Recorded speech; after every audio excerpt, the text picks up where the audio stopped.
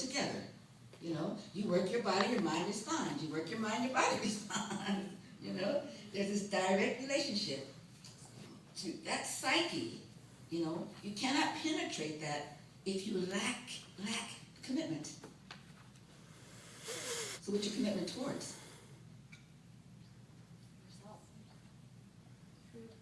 Figure it out. You have to have the commitment to solve the problem, to confront the issue in front of you. So you're not knee-jerking and reacting all over the place, okay? So that means we have to create a kind of a new relationship or a different relationship with those events that we encounter. Am I right? Am I right? That's right. So he says, as long as you act out of fear. So what stops us from stepping into and confronting the situation, dealing with it? It's some level of fear, right?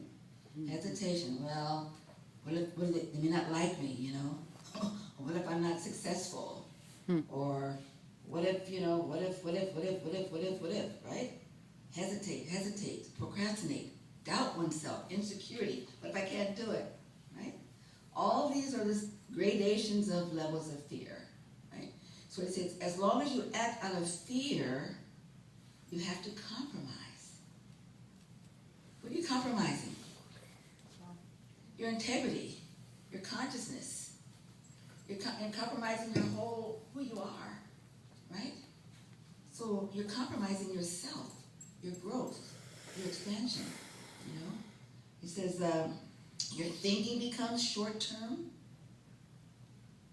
Your range becomes short-term, you know?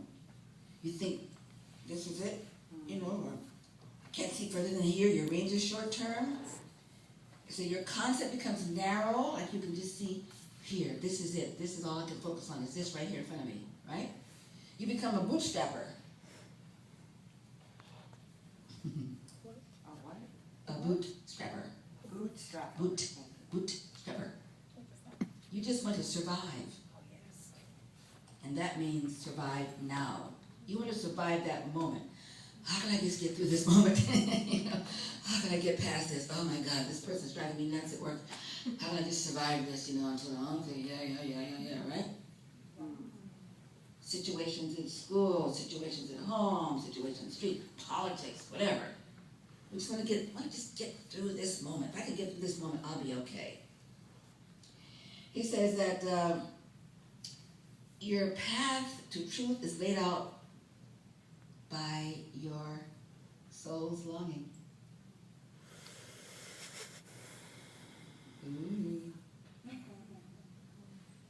So all the things that we encounter every day in our lives, we call them challenges, traumas, crises, and all these things. They're really there because they're there as lessons, opportunities for us to be able to move through them in order to be able to excel, to learn the lesson that's hidden behind it. So, I want to talk about these lessons as relates to a 7-step or 7-pathway process. And Yogi Bhajan talked about 7 steps to happiness. Remember that? Do you know those 7 steps? The first step is what? Commitment. The first step to happiness is commitment. After commitment, you have commitment gives you character. Character gives you dignity. Dignity gives you divinity. Divinity gives you grace. Power to sacrifice. You probably missed one in there, but it all starts with commitment. But there's 7 steps, and these steps are kind of like the steps that we will grow through in our process, in our development process.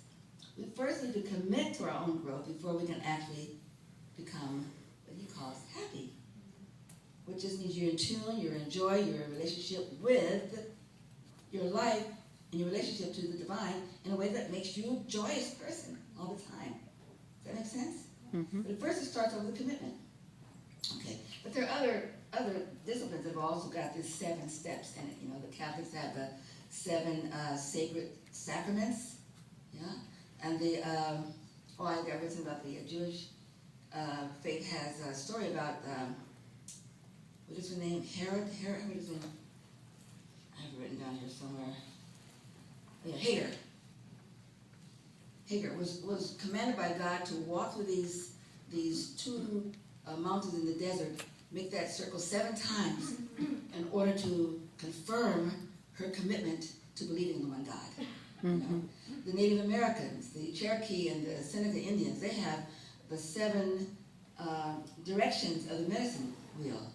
And they each have a specific lesson attached to them, as does the 7 steps to happiness.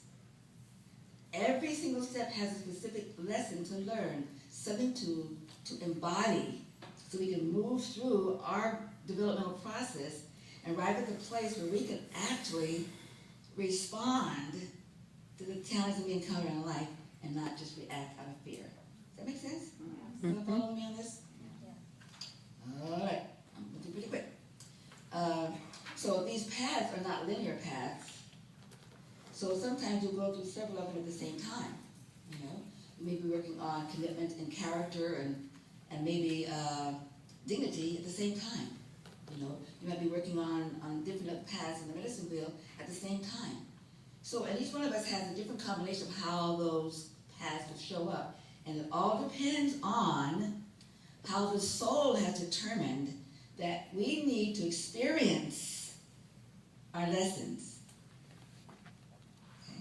So, how we each experience our lessons determines how we embrace them simultaneously. Skills, lessons, and they're all coming together. So that makes us all so different. Are you with me? So you need to be thinking about this. I want you to think about this in terms of you, okay?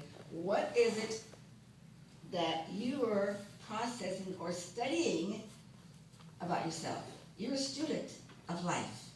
A student of truth, which means that daily, as you look and observe yourself, you're learning something about yourself, aren't you?